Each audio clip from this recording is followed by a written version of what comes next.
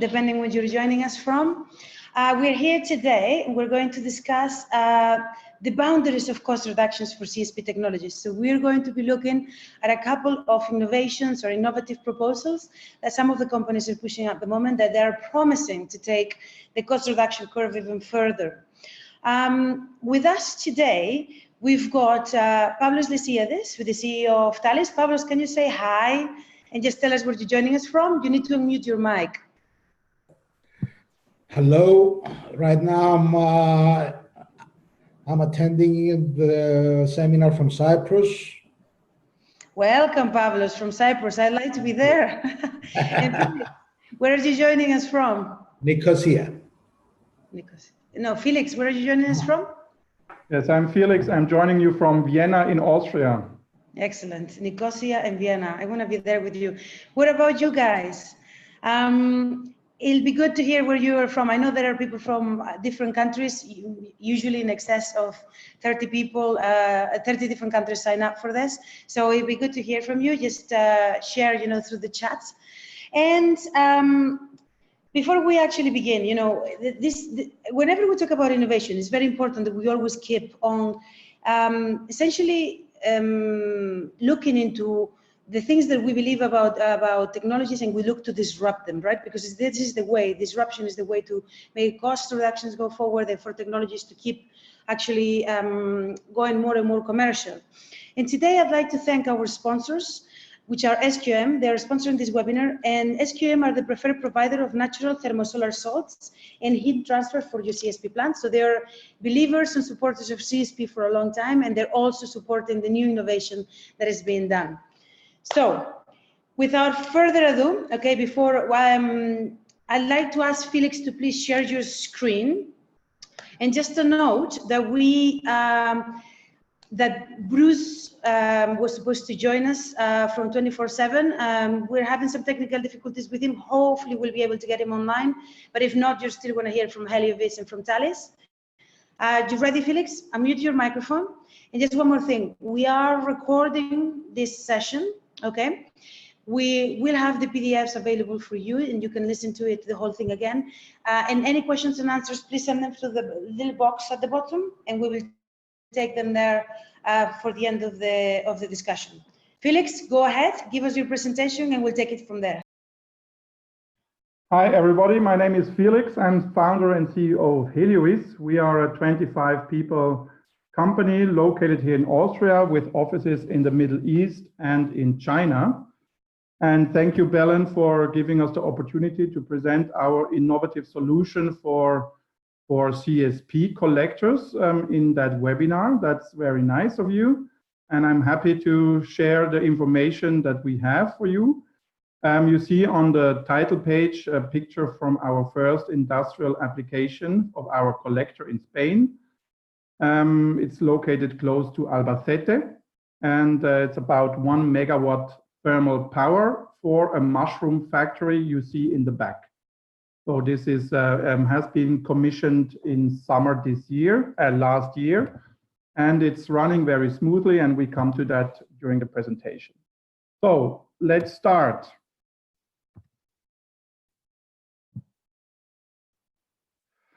We started in 2009, and we wanted to renew the design of parabolic trough-shaped collectors. They are and were at that time and still are the most common collector technology in CSP, even if some power plants are named as tower power plants. For example, in Dubai, we know that a lot of the power for these power plants come actually from parabolic troughs. And maybe Belen knows more about that, but that's what I heard. And you see, there is one challenge with parabolic trough, and that's not the technology itself, it's about the CAPEX and the OPEX. Operational costs, especially in the desert environment, with cleaning, with breaking mirrors, with cleaning tiny parts of the receiver, that's very expensive and takes a lot of time. And that was somehow our inspiration to come up with a totally new design for this kind of line focus concentrator, and that's, we call it heliotube.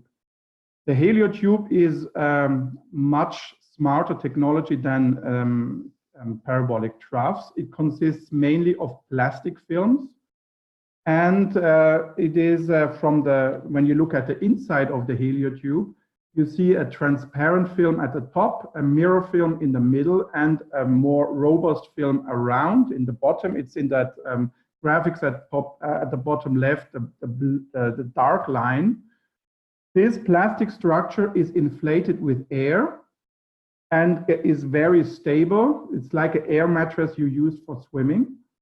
And but just a very, very big one. We see here the diameter of our tube is almost 10 meters and the mirror width is 8 meters. So, and how it works is that you inflate the collector with air, but you put a little bit more pressure into the top chamber than into the bottom chamber. And since the mirror film seals the two chambers airtight, you will have a bended mirror film, and that mirror film is in a perfect circular shape, and that circular shape together with the secondary mirror focuses the light on a standard 70 millimeter receiver tube. You can buy it from Schott, from China, wherever, or Rio Glass now, wherever you want to buy it.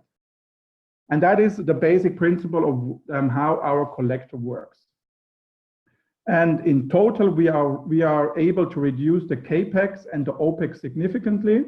And we will prove all that in a desert environment in our upcoming project in Abu Dhabi in the next, in this year even. So we will, maybe we'll have the chance, if that project is up and running, we will have another meeting here in this chat room, and we'll present you the results about that. So how do we achieve this cost reduction both on the OPEX side and on the CAPEX side? It's of course mainly with the materials, because plastics are much cheaper than steel and glass.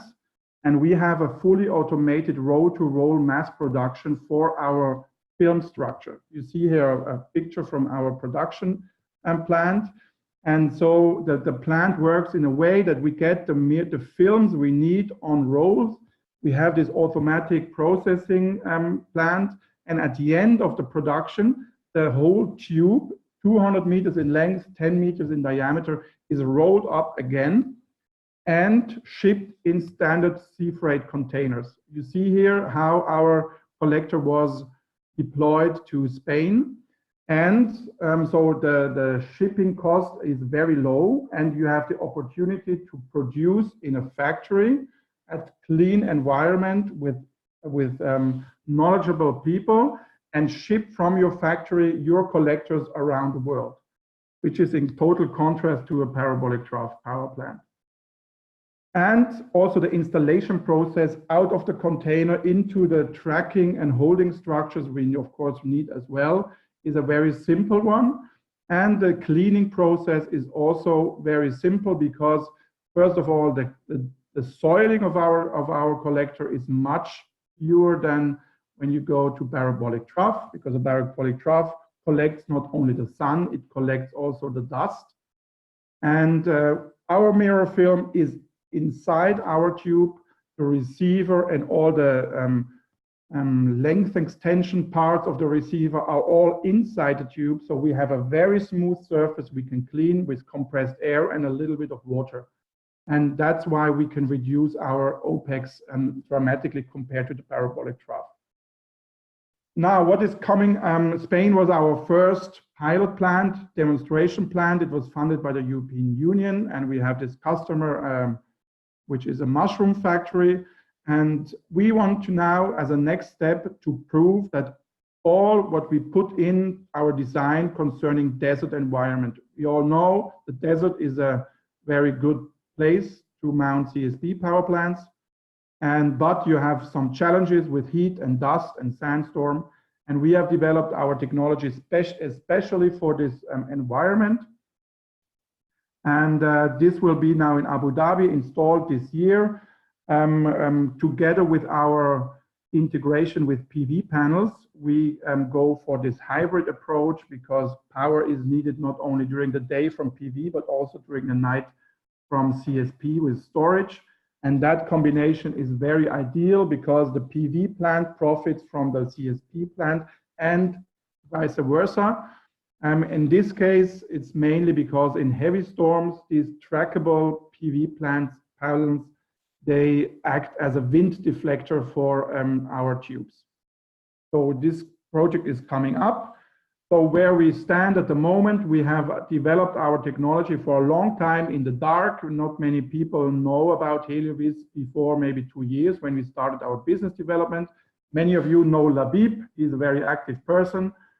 This is our business developer, and we have received many grants and awards from the European Horizon 2020 SME program, back to the Energy Globe winner in Spain and the Energy Globe nominee in the worldwide competition in Tehran a few weeks ago. And we have this nice project coming up in Abu Dhabi, and that will be a very, very important one.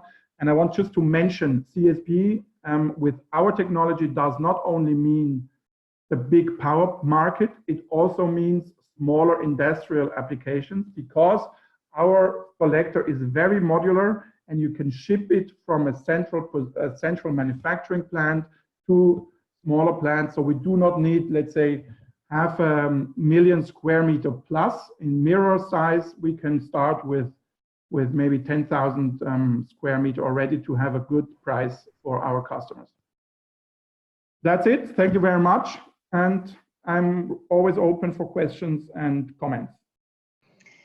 Okay, so thank you very much, Felix. So the gray boxes that you're seeing there is only because I think Felix showed his desktop instead of the document. So that's why you see the boxes. But on the bright side, when you receive the PDF, you're going to see it perfectly. So we will make sure that you get the PDF with the recordings of the webinar. So don't worry. Felix, can you please stop sharing the screen? These things happen. Sometimes this program that is very useful and very easy to use, they have these little nags that we can go around. Thank you very much. Pavlos, are you ready to share your screen? Just make sure that you pick the document, yes, please, so that we don't have any gray boxes on them. And I just wanted to apologize to all of you guys. Actually, I've just realized, looking into Bruce Anderson, he's actually not here because we told him the wrong time. It's we thought it was 4 a.m. for him, but it's actually 3 a.m. So that is why he's not here. So we'll have to just do a follow-up on this webinar to make sure that you also hear from him. Okay, but unfortunately, that's just the reason he's not here today. Pavlos, can you please just share your screen, please? Yes. Let's hear from Pavlos. Let me just... Don't worry about it, Felix. It happens all the time,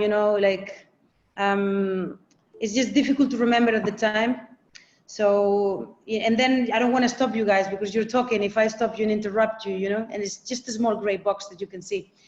Great. Can you just put that in full screen now? Is it okay? Yes, perfect. Thank you very much. Well, hello to everybody. My name is Pavlos Liasidis. I'm the CEO of Thalis Engineering, a company which is based both in Cyprus, and our R&D and engineering department is based in the state of Nevada in the US. Well, everything for us started around 5 years ago. The founders of this company were purely businessmen, quite active in the area of renewable energy sector. And we are not engineers. And at that time, we tried to answer a very logical and at the same time very difficult question, which is the question that you see on your screen. What would be the solar technology that we would be willing to invest with minimum risk and without any hesitation? We were looking for the ideal solution. Well, first of all, we outlined what our requirements were. And we said from the very beginning that it should be a technology that the levelized cost of electricity must be well below 7 cents per kilowatt hour. Have in mind that this target was set in 2012, and it was a quite ambitious one at that time. It should be a technology that needs minimum operating and maintenance cost. It should be a mature and tested technology. We didn't want to make experiments. There should be a technology that it doesn't need water. In our part of the world, water is an issue. It should be suitable also for slope terrains, because again, in our part of the world, flat terrain, in large pieces of flat terrain, is not easy to find, and if you find them, they have a significant cost. And also, it should be scalable and it should be dispatchable. Now, from what we knew from the market, the first 6 characteristics that I described on the screen could easily be spotted in the existing CSP Freepiston Stirling engine solar dishes. If, and I underline the word if, they could be manufactured at a competitive price. We saw that Freepiston Stirling engines, if they were able to power spaceships that can travel long distances for many years or to explore surfaces of distant planets, then they could be considered as mature tested technologies that don't need serious maintenance and they don't need definitely water. So the first target could be achieved using these kind of engines. The rest, it was the trackers, the dishes, and the rest of the system, which are also mature technologies that we know and they're around in the market for many years, and they are used for different applications. They can be used in slope terrain, etc. So it was a technology that we could trust. What it remained to be found was how we make the system dispatchable. Dispatchability was a big issue. Based on the advice that it was provided to us by our engineering team, the answer on this challenge was to be found in thermal storage. We should find a way to store heat somehow, use it whenever we want it, and keep it sealed for a period of time. The thermal energy storage system should be based on phase change material technology. It should be able to store heat for at least 24 hours without significant losses, and it should have something like an on-off button. We searched the market to find if any solution was already available and proven. We were lucky enough to find, allow me the word, a forgotten, quite old device that was used some decades ago for other purposes, the medical industry in particular, and had all the characteristics that we were looking for. The only issue was that this device was very small. So we had to scale it up. And we did it. And we then integrate this new device with the rest of the system. And we ended up to these, our Solar Dish 751, as we call it, or the solar battery, as Belen likes to call it. It had it has all the characteristics that we mentioned before. It gives us a cost per kilowatt hour of less than 6 cents. We're talking about levelized cost of electricity based on the DNI of Southern Mediterranean countries. And right now we are actually in the middle of the process of certifying our prototype and commercialized. Our unit can be used for normal generation of electricity. It can provide auxiliary services to the grid, phase and voltage correction.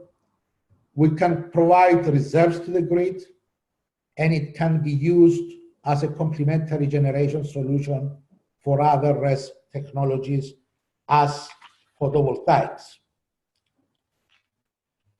We anticipate that we will be able to complete this process quite soon, and we will be able to commit in deliveries around the middle of this year and begin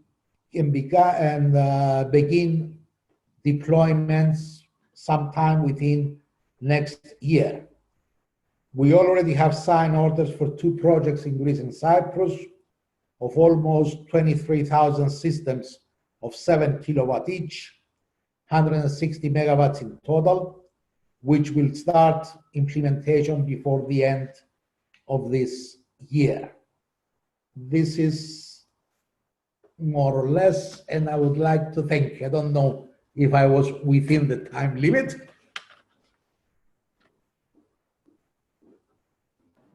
You're good, Pavlos. Thank you very much. Okay, if you can just take that off the yes, so that we can see you guys closer. And Felix, there has been like a bunch of questions for you as well. So I think I'm going to start with you, if that's okay. Can you take the screen off, Pavlos? Yeah, perfect. Thank you. All right, so you guys can leave your microphones open if you like. Okay, so unfortunately, again, some people are asking, Bruce Anderson, I'm sorry, there's been a misunderstanding over time. Don't worry, we've already decided that what we will do is we will repeat this webinar, providing the Pavlos and Felix are okay with that at a different time, so that is more applicable to sort of the Americas time, and you can hear him again, and you'll have the chance to also hear the presentations. Okay, so Felix, I can see that there is a lot of questions for you. So the first question that they asked you, which you've already answered by text, but still I'd like you to answer it for everyone, is what kind of plastic do you have here? How can it, stand those, those temperatures, considering, glass is used usually in parabolic troughs, so can you tell us about the materials and about your R&D and all of that, so that we get an understanding a little bit of, how you've gotten to the position where, that plastic will resist those temperatures? Yes. So sorry again for clicking on the wrong window to share. Because I was trained so well and then I failed, so it's embarrassing. She's laughing, like Araceli's laughing. I'm really, really sorry. Nevertheless, I hope everybody could see what we're doing. Regarding the plastic film, so we use 3 different plastic films as mentioned. And the most sensitive plastic film is, of course, the transparent film, which seals the collector. And this plastic film is ETFE. This is a standard plastic film that is used in architecture for a long time. Many rooftops of very exposed buildings, such as the Burj Al Arab Hotel and some ski stations in the Alps, or the Munich Allianz Arena for football. All these buildings use that as a rooftop or a cover, typically inflated as we use it. So this is a very common plastic film, and it is absolutely UV resistant and heat resistant. So there's absolutely no problem using that in the desert environment. The melting point is 260 degrees, and it is highly transparent, and it stays transparent because it is UV inert. So it's not reacting with UV at all. It is actually a chemical relative to Teflon, which everybody of us uses in his fry pans. So it is anti-dust and anti-sticking, and that's an additional benefit for us. The mirror film is a silver-coated PET film, which is also totally used in many environmental exposed things. It has a reflectivity of 94%, and it is manufactured actually in Germany. And we use as an outer film because of we call it the base film. This is PVC. It's also a film used in technical applications such as gas storages in Mexico.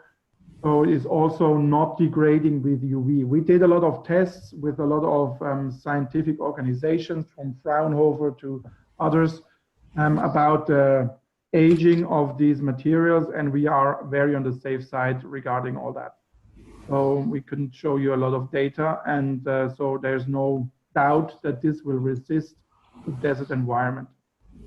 Okay, just a note there to say that if you want to contact either Pavlos or Felix, just get in touch with us. We'll be happy to put you in touch, okay? Their emails are usually also in their presentations if you want to contact them directly. So there's a question here for Felix, but I actually want to ask the two of you if that's okay. So let's start with Felix. Can you state the collector efficiency of your system, DNI to thermal conversion? I don't know if you guys, use those kind of like measurements, and do you have integrated storage? We know that, Thales does, but do you guys have? And what is the current cost for what produced? Yes, we have we call it optical efficiency, and I think it's very close to DNI to thermal. That is 63%, so it's a little bit lower than a parabolic trough, and that is mainly due to our film structures and the secondary receiver. So the optical efficiency is a little bit lower than the standard collector, which is already taken into account when I tell you that we are cheaper but the parabolic trough in production. And integrated storage is, of course, not available like in the parabolic trough, but for example, in Spain, we used a hot water storage for our customer so that we can supply them at least between April and October with 24 hours of power. And so this is like in the parabolic trough extra. And the cost per watt is very difficult to answer because there is a lot of how you say, numbers that go into that number, like interest rates and payback periods. And so this is financial not really serious costs to give an answer to that question. But I can tell you 1 megawatt power of thermal power costs about 250,000 euros at the moment, and it will go down with production to about 280,000 euros per collector for 1 megawatt thermal power. So Pavlos, I'm starting with questions for you now. You've rested nicely because you just had your speech. So same for you, really. What is your collector efficiency? We know you have integrated storage. There are some questions about that. And what is the current cost per watt produced? Well, I'm going to start from the last one. As I said in my presentation, the levelized cost of electricity of our system is well below 7 cents per kilowatt hour. Based on the DNI of our country, Cyprus, is even less than 6. Now, regarding the efficiency of the storage system, I've also seen another question here in Q&A. The system operates in 650 degrees Celsius, and we have an efficiency of around 34%. The issue, what we have to keep over here is that the system comes in 3 versions, depends on how you want to use it, with 1, 6, and 12 hours storage. And this means that during the day, with our 11-meter dish, you can collect enough heat, which you can preserve for the next 24 hours, and use it whenever you need it for an hour, 6 hours, or 12 hours, depending from the size of the storage that, that you have. This is the important thing, and this is what gives to the system absolute flexibility. Yeah, and there is another one here, Pavlos, that says, what is the storage efficiency of the solar battery, with little inverted commas, which gives me a lot of pride. So what is your efficiency? Well, as I said before, it's around 34%. I can also see here a question from a friend, Anup Mathur, is online. Hi, Anup. For you, Pavlos, another friend. And what is the temperature of the solar dish engine operating at the size of storage or efficiency of conversion? It's actually in the little chat there on the side. Mm-hmm. So, oh God. So let me read it for you again. What temperature is the solar dish engine operating at, and the size of the storage or efficiency of conversion? This you replied to already, but maybe the temperature you can reply to. The temperature is around 650 degrees Celsius. Also, I do see over here an interesting question regarding the area that the system needs. It's around 100 square meters, 10 by 10, more or less. That is for one dish? Yeah, for one dish. It's 10 to 11 meters diameter, so it's a rectangle area of about 100 square meters. And how does the dust in the desert affect your engine? Well, it doesn't affect the engine, it affects the mirrors. It affects the dish, which it will need regular cleaning. However, for the desert, we will release next year a special version of the system that it will be self-cleaning. How are you doing that? This is like a cat. When it comes. I'm looking forward to hearing that, and definitely I'm inviting you back on, all of you, to do a catch up on what's happened with your innovations, because definitely I think this is a very interesting, and an industry that doesn't innovate dies. You know, it's important always to be able to have people looking, you know, at the status quo and breaking. And so it's really good to see you. Okay, one more for Thalys before I start again attacking Felix. Yeah. So why do you think all other dish companies failed in the past, and how are you going to do better, Pavlos? We've discussed this a lot of times. It was 3 reasons. The first reason, most of the dish technologies, they used to use what we call kinematic Stirling engines instead of Freepiston, which means very high operating and maintenance costs. The second thing was generally the cost of the system. They were quite expensive, and a lot of work was needed from our side to lower as much as possible the manufacturing cost and to find cheaper materials to build the system. The third, and maybe the most important one, was dispatchability. The previous dishes, they were very sensitive in the fluctuation of the radiation of the sun, and they didn't have the storage that our system has. So these 3 issues are the things that make the difference, and they change the perspectives of this technology. Thank you very much, Pavlos. I think I'm looking forward to having solar thermal batteries. Yeah. Awesome. So, okay. Felix, you ready for me? Yes. I'm coming. Okay, so first of all, one of the questions here was about what is the surface for 1 megawatt in your system? It's, you mean the projected, probably the question is about the projected mirror surface, and it's 1,460 meters. Okay. How do you access Sorry, square meters, of course. Okay, how do you access the HCE, the tubes, in case of maintenance? The tubes have on both sides like a zip, and you can open the zip and you can walk in the tube and work on for example, replacing a receiver tube and stuff like that. We tested that all in Spain. That works pretty well. Sometimes it's a little bit hot inside the tube, but that's, yeah, that cannot be changed. So basically the pressure inside the tube is not so high. It's not like a tire of a car. It's only 3.6 millibar. So you can open the zip, you can walk in, you close the zip behind you. We have like a small machine that drives the long distance in the tube.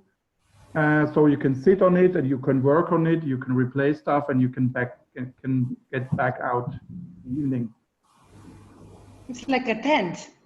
Yeah, a very big tent. It's a very big tent. It smells, the smell is not really good inside, but well, yeah. Okay, that is good to know. Okay, so how do you maintain air pressure and the potential for the polymer degradation from the elements? A question from Bill. So how do you maintain air pressure? So the pressure is maintained with an air fan system. So it's because we do not need compressed air because the pressure is not high. So it is just a fan that blows in the air. And what was the second question? I just taken it off. Hang on. Degradation of what? Degradation of the polymers, I think. Yeah, polymer degradation from the elements. Yeah, there is no degradation. So we have tested that. So all the materials do not degrade with UV. So there isn't. The collector can produce a steam at which temperature and pressure at which levels, and what is the efficiency again of this the collector at the standard condition? Standard condition is a 63% of optical efficiency. We have a concentration ratio that is higher with the parabolic trough, so it's about 100. So we can achieve any temperature that is required. The temperature is not defined by the collector; it's defined by the receiver in that case. And so if you have a very good vacuum receiver from Rio Glass or from a Chinese manufacturer, you can go up to 550 degrees if you like.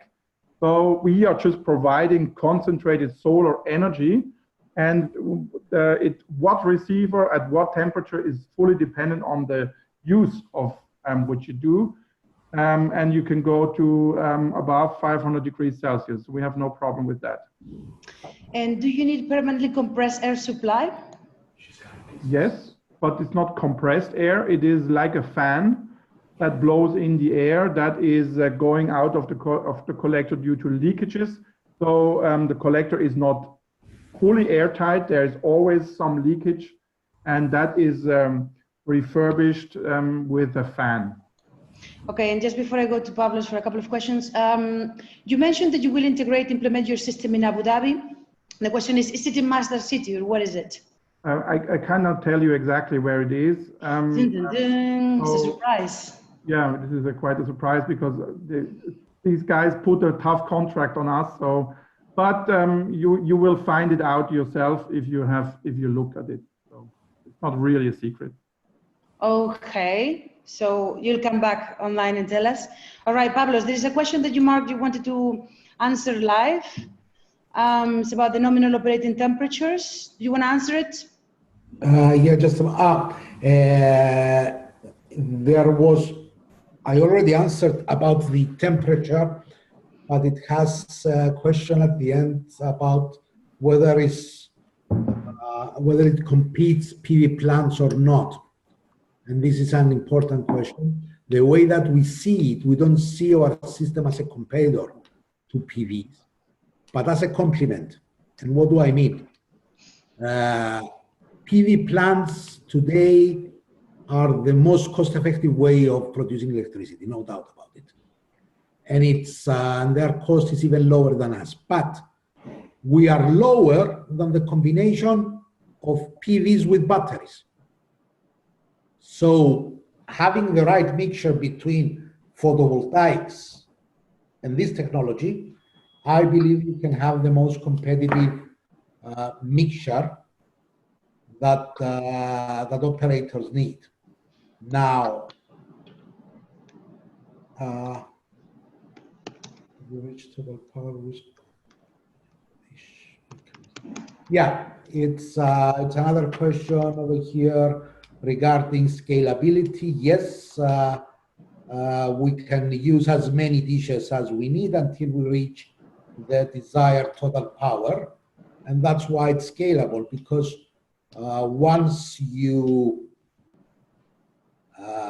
you have your energy storage full in all the systems, then you can start deciding how many systems to switch on, how many to switch off, if you need them all, if you need a part of them, etc., etc.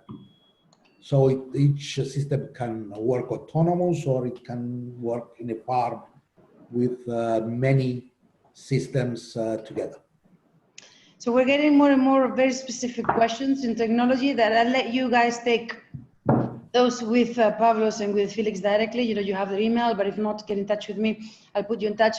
There is a question here for both of you, which is the minimal solar input requirements? So the minimum DNI required.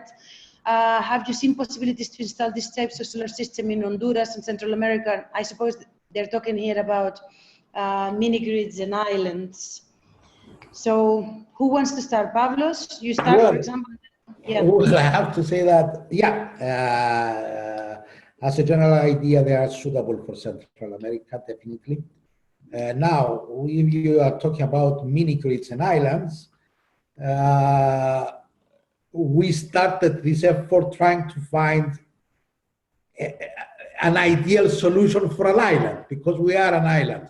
We are an isolated grid, and it's there from where we started. And we believe that we met most of the challenges, maybe not all, but most of the challenges that we were facing. What about you, Felix? It is a question of when you go, of course, the higher the DNI, the more economic your power plant will be. I think this is clear. And if you go to the lower, let's say below 2,000 kilowatt hour per square meter and per year in average, you have to check the distribution of your solar radiation. If the average is lower than 2,000, for example, due to a rainy season where 1 or 2 months you have a lot of clouds, then it is fine. But if your low average comes from that in many, many days throughout the year, you have clouds coming and going, then it's not very good, because the CSP power plant typically runs well if you have many hours of sunshine in a row.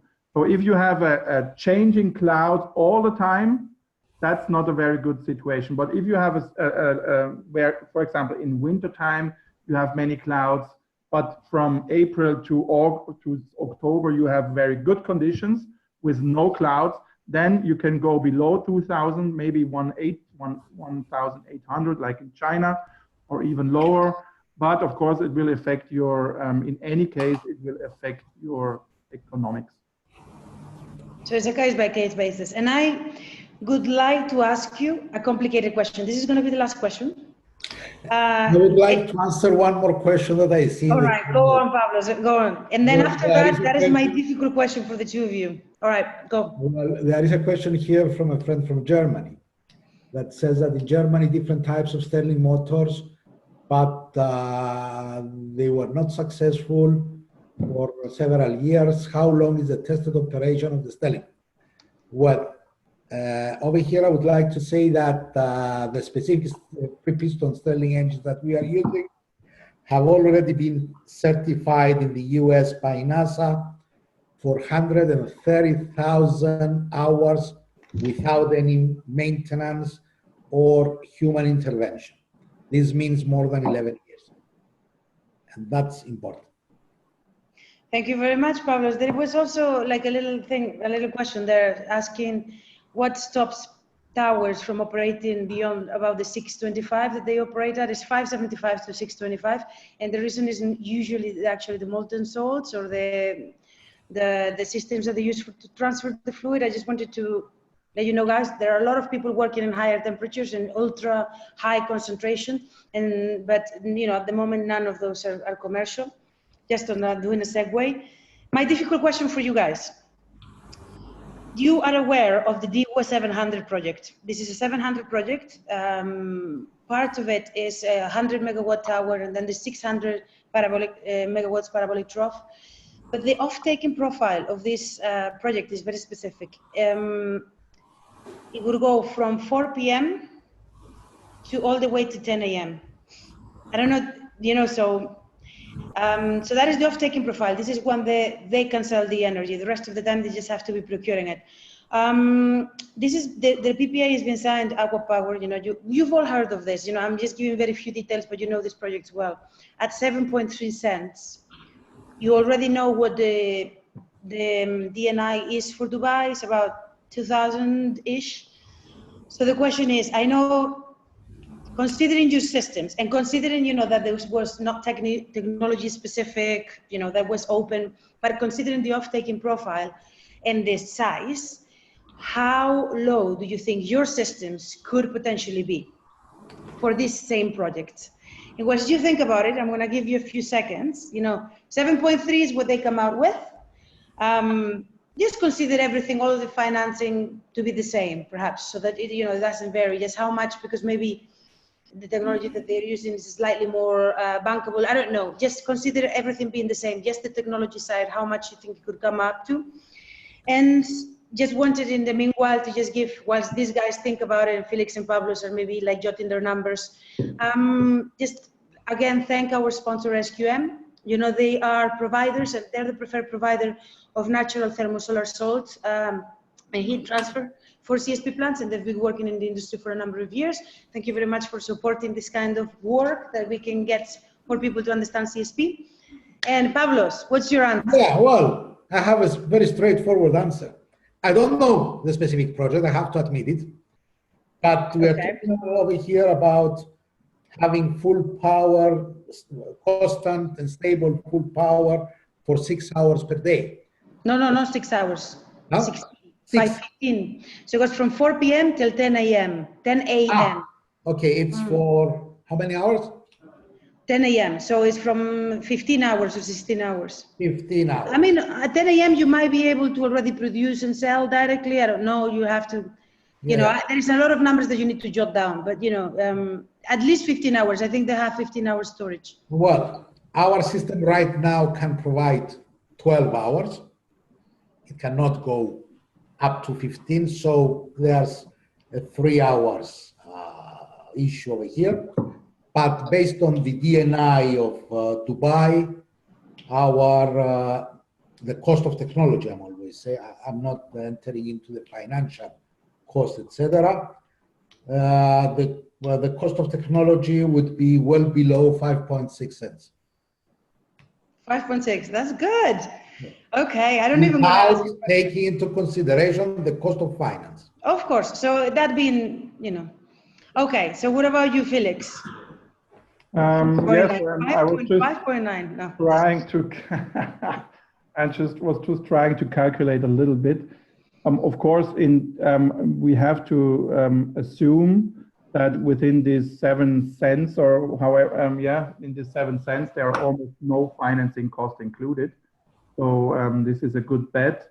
And from what the costs are, and the 600 megawatt of 16 hours supply for the parabolic trough, which would be the part of that power plant that could have been made with our collectors. That's a lot of collectors. So we would have, we would really be able to fully exploit our cost reduction factor of about 50% towards the parabolic trough. And that would lead probably to about a 2 cents decrease of the feed in of the production cost. It is hard to calculate, and it is your question is hard in a sense that that we have to speculate Of course, we're all speculating. This is live. Speculation is always a difficult thing. But I would say about 2 cents lower if the assumption is right that there is no financing cost included in the DIVA project.